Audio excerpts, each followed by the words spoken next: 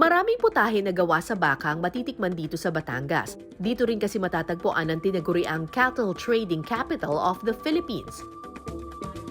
Ang bayan ng Padre Garcia dito sa Batangas ang pinakamalaking livestock trading site sa buong Luzon. Imagine nyo na lang, tuwing Friday, itong lugar na to punong-puno ng mga baka, kalabaw at kambing na binibenta ng mga tao. Dumadayo pala pa sila mula sa iba't ibang probinsya para bumili dito ng baka, kambing at kalabaw.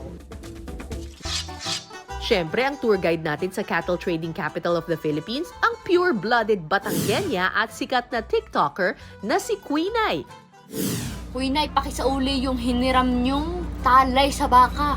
Nabalita ko, minsan na raw inalok ng baka kapalit ng kanyang pagsinta.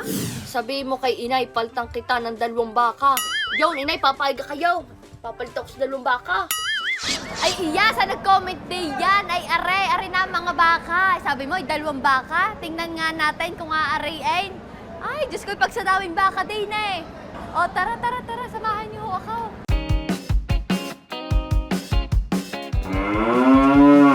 Kakaunti pa ganyan, pag sa daming iyan eh. Ikaw, mahal naman na. Baka basta. Aling ka ho, mahal. Kadami natin yung baka. Oo ha, bibigyan nyo ako. Aba, Kuya Ari din yan. Uy, di natangge.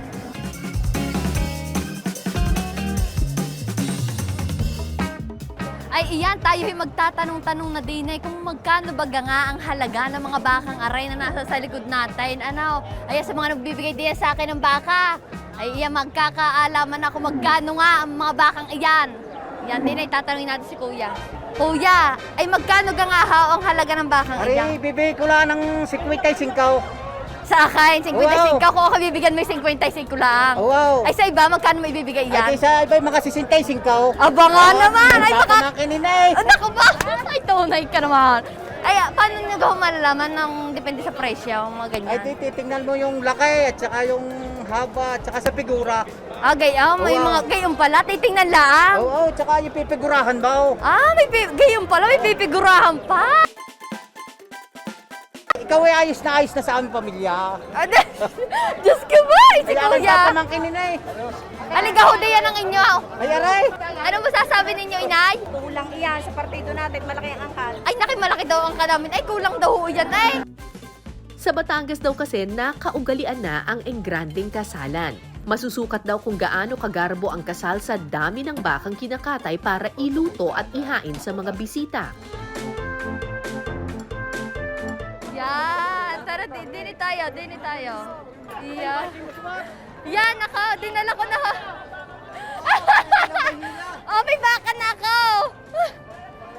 Hoy, kabait ng baka. Tinanin niyo ta, sunod na sa akin. Ayan, aring putahing are ay paboritong lutuin ng aking lolo. Diyos ko po, ay tunay na kapag arin natitikman ko, ay tunay na ako'y bundat agad. Naamoy ko pa lang, ay bundat agad ako. Kaya naman, Diyos ko, ay hindi naman daw ako marunong magluto. Pero ako'y taga-tikim laang. Kaya naman natawagin ho natin ngayon si Sir Jap. Ang lulutuin ho ni Sir Jap ay ang kalderetang baka. Kailangan muna nating i-marinate ang karne. Titimplahan ito ng asin, paminta, toyo, Worcestershire sauce at dahon ng laurel. Ibabad ito ng magdamag. Ngayon, maglalagay tayo ng margarine. Tansya-tansya lang. Igigisa ang bawang at sibuyas. Lalagay na natin ang beef. Halo-halo lang. Eh, gano'n naman ho katagal yan lalabot Siguro ho? ito, mga 45 to 1 hour. Medium heat lang para dahan-dahan lumalambot yung karne. Lalagay na natin ngayon ng ketchup. Haluin. Tapos tatakluban natin hanggang sa lumambot ang karne. Ng 1 oras.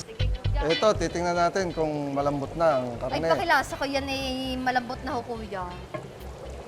Oh, Okay na to. Lalagay na natin ang liver spread. Yan Yan lalo ang yung- pampalapot. pampalapot. Dagdag linamnam. Naku, Diyos ko kuya, parang mauubos ko ata yan. Oh. Tapos, bell pepper. Yan, garning nga rin ho, ang luto ng aking lolo eh. Garning-garna eh. Masali na natin. Sige ho, salinay. Ang bango! Ari na ho, ang ating kalderetang baka. Iyan, nakikita niyo gaho. Ari ho, ay kapares na kaparehas na gawa ng aking lolo. Pakatitigan niyo ho ng husto. At kay mapapaibig naman sadya.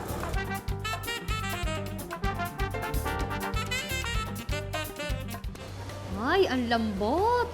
Tama nga sabi ni Sir Jap, tama ang kanyang pagkakapakulo din eh. Huwag muna natin tikman ng may kanin. Tikman muna natin ang garnilaan.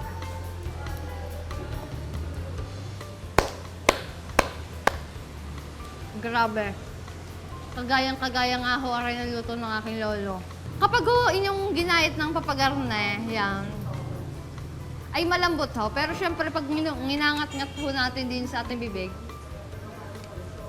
medyo makunot-kunot ng konti. Pero sakto lang, sadyang ganun ho talaga kapag baka eh. Samahan naman natin ng ng kanin at may kanin din, sayang naman ako. Tama nga yung sabi ni Kuya, liver spread nga ang papaano din eh. Sadyang ari, uubusin ko na kaya. Oh, Diyos ko. Sa lagay na sa sinarap na ray, mapapabulos pa ako mamaya.